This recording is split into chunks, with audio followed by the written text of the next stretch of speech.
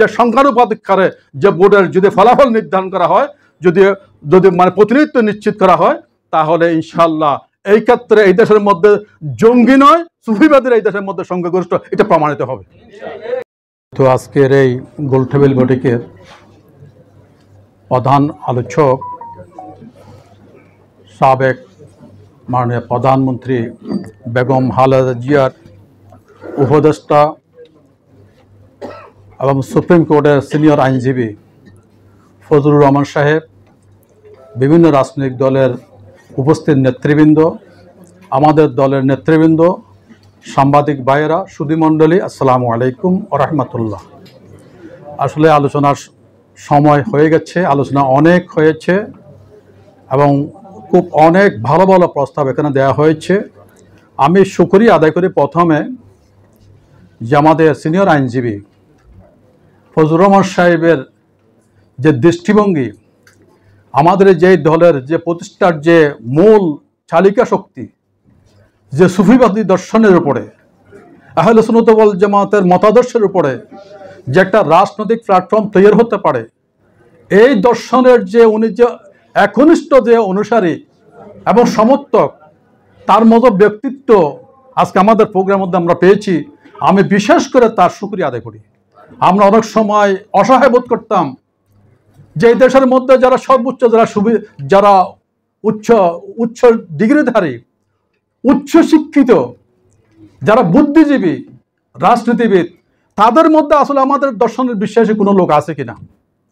আজকে গর্ব করে বলতে পারছি যে উনি নিজেই বলছেন যে একদিকে মুক্তিযোদ্ধা, একদিকে বলছেন ঢাকা বিশ্ববিদ্যালয়ের সর্বোচ্চ ব্যক্তিত্ব, অপরদিকে আজকে সুপ্রিম কোর্টের সর্বোচ্চ ব্যক্তিত্ব আইনজীবী। তিনি বলছেন, তিনি গর্ব করে বলছেন আমি সুফিবাদী বিশ্বাসী। এটাই তো আমাদের বড় পাওনা। এটা আজকে আমরা গর্ব করে বলছি, হ্যাঁ আমরা একা নয়।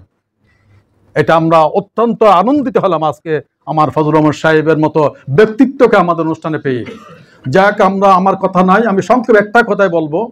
নির্বাচনের ব্যাপারে আমাদের একটা দৃষ্টিভঙ্গি যে আনুপাতিক হারে যদি নির্বাচনের ভোটটা যদি নির্ধারিত হয়, জনপ্রতিনিধিত্ব যদি নির্ধারিত হয় আজকে, তাহলে হয় কি, আমরা যেটা বিগত সময় নির্বাচন যেটা দেখলাম, নির্বাচনের আগের দিন আমি নির্বাচন কমিশনারকে বলছিলাম যে আমার নির্বাচন কমিশনার, আগামী নির্বাচন আগের দিন তো ভোট রাত্রে, ভোট ঈদের রাত্র, চাঁদ রাত্র, ভোটের আগের দিন রাত্রকে একসময় বলা হতো সানরাত, সানরাত বলা হতো। সানরাত কিন্তু যে 2008 পর্যন্ত শেষ ছিল, 2008 পরে আর কিন্তু সানরাত্র নাই। 2008 পর্যন্ত ছিল সানরাত্রের একটা মানে পিরিয়ড ছিল, এরপর আর কিন্তু সানরাতের প্রয়োজন হয় নাই। এরপরে কিন্তু ভোটের রাত হয়ে গেছে, এখন আর মানুষের কাছে আর কোনো প্রয়োজন নাই, মানুষের ভোটের যেহেতু প্রয়োজন নাই, সানরাত্রের প্রয়োজন নাই। এবং যে ভোটকে কেন্দ্র করে রাষ্ট্রীয় সম্পদটা কিভাবে যে নষ্ট হয়, কিভাবে অপচয় হয়, এক একজন প্রার্থী, এমনকি যে এক একজন প্রার্থী মানে কোটি টাকা না, অন্তত সংবিধানের মধ্যে আছে সর্বোচ্চ 25 লক্ষ টাকা খরচ করবে, অথচ 25 লক্ষ টাকা একজন প্রার্থী একদিনে খরচ করে। একজন প্রার্থী একদিনে খরচ করে 25 লক্ষ টাকা। আর যে সর্বময় যদি খরচ হিসাব করা হয়, এক একজন প্রার্থীর 10 কোটি, 15 কোটি, 20 কোটি টাকা, 25 কোটি, 30 কোটি টাকা। তাহলে এই যে কেন এই টাকাগুলো কেন অপচয় হচ্ছে, এই টাকাগুলো যাচ্ছে কোথায়? এগুলা নিশ্চয় ওই যে দুর্নীতির কাছে আমরা বিনিয়োগ করতেছি। হ্যাঁ, বলছে যে আমি, যেমন একজন এমপি বললো যে আমি এত কোটি টাকা খরচ করলাম, এটা আমাকে উঠাতে হবে না। তার মানে নির্বাচনের একটা ব্যবসায়িক পুঁজি, বিনিয়োগ। এটা এই ব্যবসায়িক বিনিয়োগ থেকে নির্বাচনকে মুক্ত করতে হলে আমার মনে হয় যদি সংখ্যানুপাতিক যদি ভোট হয়ে যদি প্রতিনিধি নির্বাচিত হয়, এই যে প্রতিযোগিতা টাকার যে কালো টাকার যে ব্যবহারের, এই প্রতিযোগিতা প্রথম বন্ধ হবে।